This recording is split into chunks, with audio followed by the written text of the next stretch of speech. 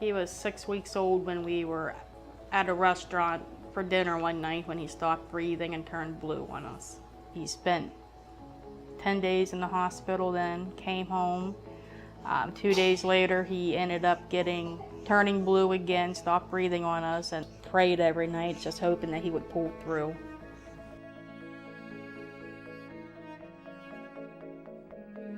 Quite a few of the doctors said that he had a good chance of not leaving the hospital alive.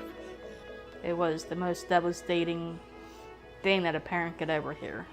At that point, I think we were both desperate. Anything that would work to make him live, we pretty much would take it and run with it. No other doctor knew how to do anything about it, so luckily Dr. Green came up and was able to do something.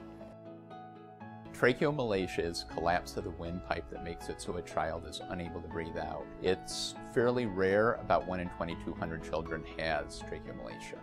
Kaiba is one of those children that had severe tracheomalacia. Even with the best medical treatments for it that are available, he continued to have breathing difficulties and continued to have events where he was unable to breathe. We obtained imaging of his defect with the CT scan. Scott Hollister instantly and rapidly went about designing a splint that could go and meet this need. This is the first time this procedure has been done anywhere in the world. This is a model of Kaiba's trachea and bronchi. The splint is designed to slip over the top of the bronchus just like this. This is really the first time I think it's been used on an emergency basis where there was no other treatment available. So we get the plastic, the biopolymer, in a powder form with very small particle size. We also have a computer file that contains the information we've designed into the device, essentially the geometry of the device, etc. It's a biopolymer, essentially a plastic that's biocompatible, and you can use it in the body, and it resorbs over time. Kaiba was brought to the operating room. The splint was placed over the top of the bronchus.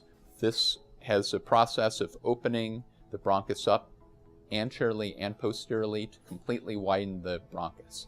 It was amazing. As soon as the splint was put in, the lungs started going up and down for the first time. We knew that he would be okay. It means the world to me. Just knowing that something actually worked and was able to save our son's life, it just means everything to me. Yeah, but when he gets older, he can tell the people the story. That's all it's going to be, is a story about his life. How he made it, how he's doing, and how far he's going to go.